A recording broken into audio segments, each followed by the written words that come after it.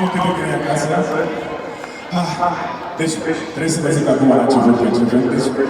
Deci, trebuie să fii fața scenei, nu vedeți, dar blocul ăsta din spatele scenei mi-a trăit mulți ani în spatele scenei asta. Mă uitam la meciuri piratat, așa să zice. Nu știu dacă am meciuri. Și mi-amintesc 2016, eu cântam ca asta, la să aud concertul acesta, da?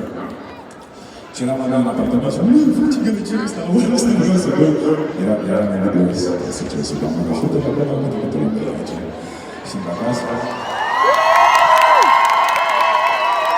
Sunteți gata să cântăm mai departe? Perfect, să vă provocați mai tare decât noi. Știm și cântăm de aici.